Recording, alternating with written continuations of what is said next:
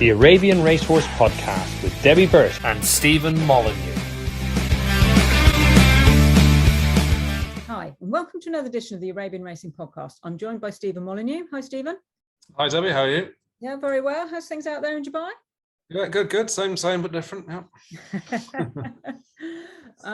Okay, so first of all, we're going to have a look at the race we had on Tuesday at Brighton, which was the wasperstallions.com handicap stakes, a 0 to 55 handicap over just short of 7 furlongs. And that was a notable success for Stephen Blackwell. He got the first 2 home, and it was a first winner that he'd bred himself. So I think congratulations to Stephen there. What did you make of the race? Yeah, it was a good competitive little race. Only the 7 of them, but good to see that 3 or 4 had a good old chance around about 2 furlongs out when Steve Blackwell's pair came to the front. Obviously, Al Jawa here has been there and seen it all before. The 13-year-old running a cracking race on his reappearance, and Aloof, who was obviously far less exposed than the eventual runner-up, and she's found a good bit of improvement for her second season of racing. She's obviously out of a mare that Steve did particularly well with way back when, and she always looked as though she was probably going to do a bit better in her second season of racing and drop into a mark of 42. She duly made it pay. She looked green still. She was off the bridle early enough. She seemed to have a good look around, and probably had a little bit more than the length to spare at the line. She was also a couple of pounds out of the handicap as well. But all in all, good to see a relatively new name on the winners board, certainly for this season. Yeah, and I think it's a great thing for our smaller owner breeder trainers. And of course, Steve won the covering of Seraphine de Payon to his mare Spirited Game when Spirited Game was, I think it was the best UK owned mare back in 2014, I think. And good for him to persevere and to be rewarded. I mean, I think she still looks quite tricky. She's certainly very green. I noticed Charlie Price was riding with quite a long length of leg to keep her straight on. And look, let's face it, Brighton is not an easy course, even for experienced horses and for horses which are pretty green. I think a lot of the riders who has Paddy Barlow, for example, and Belle Angelique, I don't think he necessarily had the greatest time with her either. So I don't think Brighton will be necessarily everybody's favourite course, but apparently it was Steve's first visit there for 43 years, having won his first race as an apprentice when he was attached to Guy Harwood there. So it's obviously a course which is going to have some considerable fond memories for him moving forward. Yeah, it certainly is. I've never been to Brighton, but people that have said that it's not changed. So maybe in those 43 years, it's exactly the same as what it was when Steve went back there. But the track is tricky. It's going to hopefully make a bit of a woman of Aloof. You know, that sort of performance. She's not going to go up too much in the weights for it. She'll be largely up against the same sort of horses next time. So no reason why she can't continue to progress. The 3 that came clear, I was a little bit disappointed, I think, with Bin Al-Ri.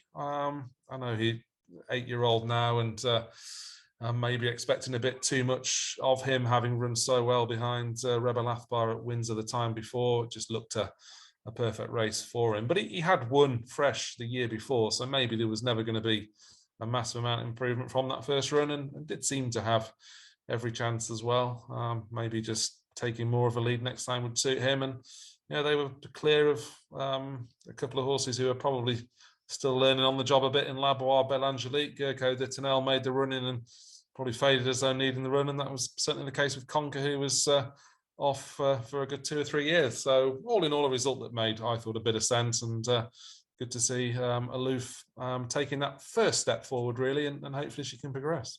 Yeah, apparently she'll go next to Chepstow for the 0 to 60 over a mile, according to Steve, and Al Jawahir will head to Bath for the 0 to 65 over 2 miles and a furlong. So we should be seeing those out again soon. And Gerco Tonnelle and first time blinkers, that didn't really seem to work, I didn't think. No, probably a combination of just being a bit too keen out in front, and maybe needing the run as well. And not the easiest horse to assess, seems to be a little bit in and out.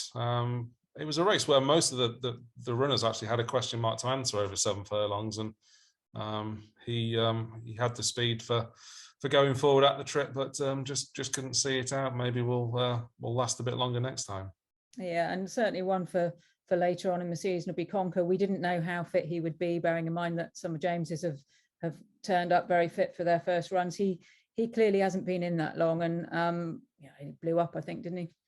Yeah, I think that the writing was on the wall for me after about half a furlong, when he was the likeliest one to go forward and make the run in, and when he didn't, it sort of felt that there was a belief that he would need the run, and there was no point going to the front and just exacerbating that fitness issue. So yeah, he travelled for 2 or 3 furlongs and then was allowed to come home in his own time. So hopefully we'll have a couple of opportunities going forwards. Obviously we want to see these older horses back in training and hopefully enjoying it. So the day out at Brighton should do him good, and he'll have a lower rating to contend with next time. Yeah, and fair play to Jenny and Herbie Owen for putting him back into training, having had 2.5 years off. So well done to them for joining in, really, apart from anything else. As you say, we need all the horses that we can get this year. So and now on to Doncaster, where actually the Owen team are, well, they've more than double-handed here, aren't they, this time? What did you make of this race? Yeah, it's obviously we're dealing with some of the best horses that we have in training, bar obviously 1 or 2 of the Athbar horses.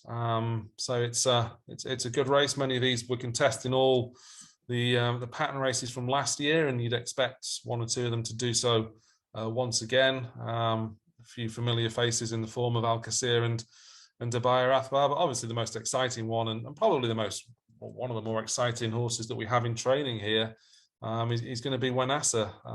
She only had the one start last year when beating Alcacer in a similar sort of race at Chelmsford right back at the start of last season. Significantly worse off at the weights at Doncaster this weekend, but she's only had the 4 starts, and I don't know what kept her off the track. Maybe you can enlighten us a bit more on that, but hopefully she'll be over all that. Yeah, she had a minor injury which kept her off, and obviously that was the other reason why she didn't go to be sold with the other Shadwell horses in the horses in training cell, because she wasn't ready to go. So their loss has been James and Gary Allsop's gain, really, because he's bought her now, and she's a nice addition along with Balkeys for him to have runners. And I know that they all being well, they'd hope that maybe she might get a chance to run out in the Emirates in the winter, so you might see a bit more of her. Yeah, well, let's hope so. She's rated 93. She won that handicap last time off a mark of 85, so it only puts her £7 off being the highest rated Arabian here in the UK. So hopefully all is well with her this year. They've given her plenty of time, but the fact she's out so early in the season suggests they've had a smooth enough run into the start of the campaign. Conditions in her favour, a mile on what should be a good to firm ground, and I suppose it would be a little bit disappointed if she couldn't win this race, really. Well, exactly. I mean, the only thing that you'd say is if you were going to take her on, this is probably the race to do it, in the fact that she's coming back from an injury. At the moment, the ground is good to soft in places, so I suspect it will probably dry out to good by the time we get to Saturday, possibly even good to firm if they get more of a drying wind. She's never run on turf, although one would assume that, bearing in mind that Newmarket is surrounded by turf, you'd think she's probably had a go on it at home by now. I know James was keen to get her onto turf last year when she was still running in the Shadwell colours, but of course, obviously, her goal of Goodwood wasn't to be.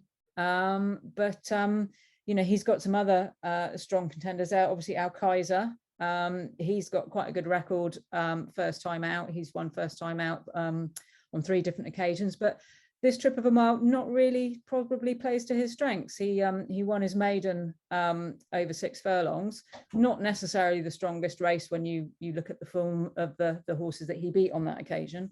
And all his other wins have been a mile and a quarter or more. So as you quite rightly pointed out, Wanasa beat Al Kaiser when they met first time out last year, and indeed Abia Athbar and Tajari were also behind. So everything points to the fact that should Wanasa have come through from her injury and enjoy the ground, then this race is hers for the taking. Yeah, it is. I mean, it was worth pointing out that there is now going to be a £16 differential, I think it is, in the favour of Alcacer, who's obviously probably regressed a little bit as well as maybe not always having conditions in his favour last year. There were a couple of races where you felt, he really should win or at least finish in the first couple, particularly behind Fahar at Newbury, having run so well behind Wenassa. Maybe he could have finished a bit closer to Bayan Athbar based on pure figures as well. So he has dropped from that peak rating of 108 to 95, and now back in a race that's very winnable for him. His easiest opportunity since that Chelmsford race, and as I say, much better off at the weights with 1 or 2 as well. So if he is going to revive, maybe you'd think it'd be first time with Wenassa, as you say, returning from the injury, and they're going to have Goodwood on the agenda probably for both these horses. And again, probably a case of which one is just going to need this the most. And sometimes when you are dealing with an older horse, first time out can be the best time to catch him. And of course, another horse who's better off with the Wenassa is Balkis. They haven't met since they were in a maiden back 2 years ago, but she's a stone better off, and of course she's fit from a recent run when she won at Wolverhampton. Yeah, and I think she's improving. Only had a couple of starts for James Owen, switched yards from Phil Collington last year, and her form was good last year as well, but it did come over further, and maybe just a combination of changing yards, dropping back in trip. Maybe she's just grown up a bit maturity-wise as well, but I think all that allied together has brought about a bit of improvement, and that saw her beat Eclair Lathbar on that reappearance. I thought that was good form. I think the runner-up's probably going to be quite good. And indeed, the horse that beat Balkis last year at Wolverhampton, AJS Hajjaj, looked pretty useful then as well. So I'd say both those runs are very good in the context of this race, and with that fitness edge under her belt, then she might make it pay. It is obviously a better race. She's off a lower mark up against significantly better horses, but she could be one to bridge the gap.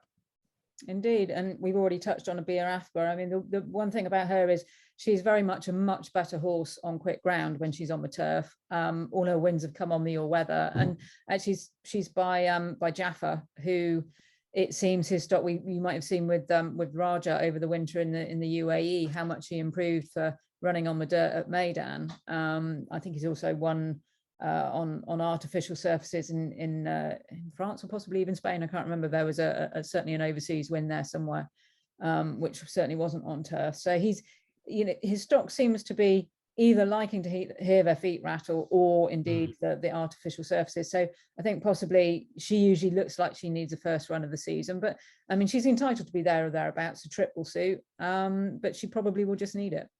Yeah, she obviously needed the run pretty badly at Chelmsford on a reappearance last year, after which she ran with great credit in pretty much all of her races, and that ground issue, as you referred to there, probably caused her a worse performance, which unfortunately for Peter Hammersley came in the Group 1 at Goodwood when the ground turned pretty soft. But I'd say she's going to go out in front. She's the likeliest horse to take them along, so she might enjoy some sort of tactical advantage. The long straight at Doncaster, not the easiest track in the world to make all of the running on, but she's got some very good form. She was third in a Group 3 behind Bayan Athbar on her final start, and if the ground does go fast, and if they do allow her an easy lead, then I'd imagine she'd put up a pretty bold show. She's consistent. It's just whether she's going to need that first run of the season.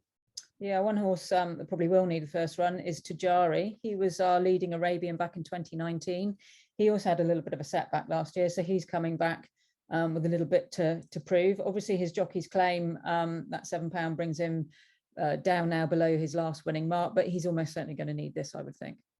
Yeah, you'd think so. A couple of starts last year was hard to ascertain really how much ability he retained as an 8-year-old. Obviously, one of them came in the same Chelmsford race that we've referred to plenty of times, and then his other start was in a 6 furlong contest at Newbury, where he was far from disgrace. So you'd imagine there's going to be some sort of regression now that he's a 9-year-old.